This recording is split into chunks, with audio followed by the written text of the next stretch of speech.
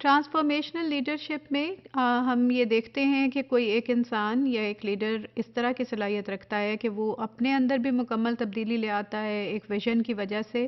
اسی ویژن کو وہ شیئرڈ ویژن بنا لیتا ہے اپنی ٹیم کے ساتھ, امیجیٹ گروپ کے ساتھ, ان میں بھی مکمل چینج کا پروسیس دیکھنے میں ملتا ہے. اور اس پروسیجر کو پھر فردر ایکسپینڈ کرتے ہوئے اس کا سرکل اینڈ اسکوپ بڑھاتے ہوئے وہ آرگنائزیشنل لیول پہ and even beyond that organisation بھی وہ جا سکتے ہیں کہ اس تبدیلی کا, اس ویژن کی امپلیمنٹیشن کا ایک شیئرڈ موومنٹ کے تحت جب مکمل ٹرانسفارمیشن ہو جاتی ہے پرسنالٹیز کی, تو یہ لیڈرشپ کی وہ ٹائپ ہے جو کہ ٹرانسفارمیشنل لیڈرشپ میں ہم پڑھتے ہیں. سوال یہ پیدا ہوتا ہے کہ ٹرانسفارمیشن کا یہ پروسیس کیا ایک کسی اسٹرکچر کے تحت ہوتا ہے, کیا اس میں کوئی اسٹیپ بائی اسٹیپ اس طرح کا کوئی لائن آف ایکشن, کوئی پلان موجود ہے یا نہیں, کوئی ایڈوائس ہمیں ریسرچ کرتی ہے یا نہیں.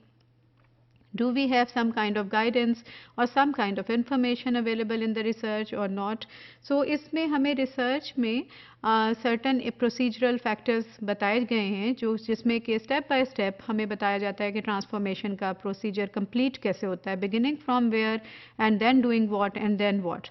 So اس تمام تر پروسیس کے اندر بھی ہمیں دیکھنے والی بات یہ ہے ہمارے لیے کہ اس میں ہر اسٹیپ میں بھی کسی بھی شخص کے لیے کمپلیٹ ایک رینج, ایک کانٹینم موجود ہوتا ہے کہ وہ کس طرح کی اپروچ کو لے کر چلے. فار ایگزامپل اگر ویژن کی آپ بات کریں تو ویژن سیٹنگ کا جو پروسیجر ہے, اس کی فائنلائزیشن کا, اس کی فریزنگ کا, اس کی کمیونیکیشن کا, تو اس میں ہر طرح کی آپ سٹائل کو یا اپروچ کو لے کر چل سکتے ہیں. You can be authoritative, you can be democratic اور پارٹیسپیٹیو, یا جس بھی طرح کا آپ کے ایک پرسنل بلیف سسٹم ہے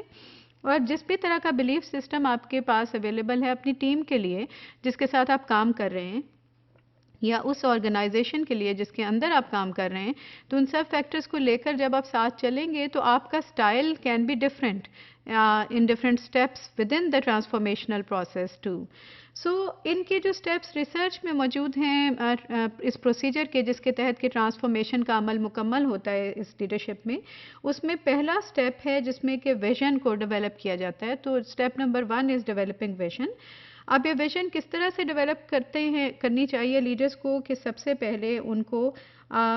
they should be able to create and communicate an inspiring vision of future that is exciting and attracts potential followers. So ان کو اس vision کو communicate جب کرنا ہے تو they have to be extremely inspirational and they have to communicate in such a manner that people may be able to find an answer to this question کہ what is in it for me.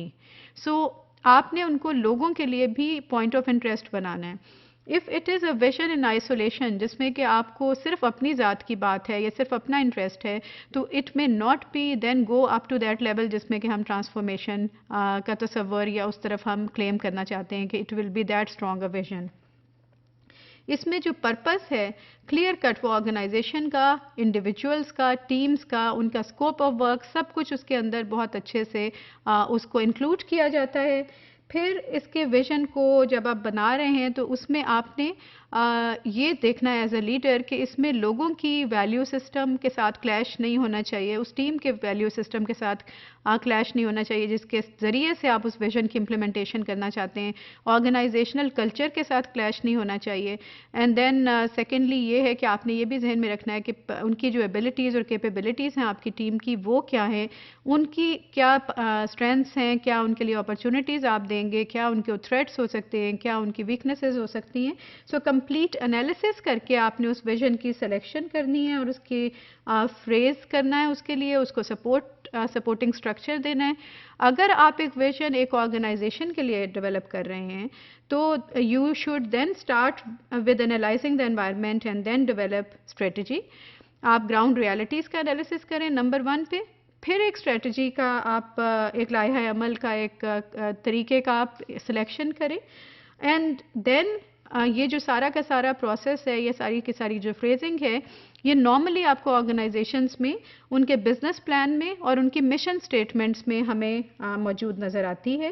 If you are developing a vision for the team, then you should start with the company's mission and vision which is already established and explore the ways in which your team can contribute directly to this mission.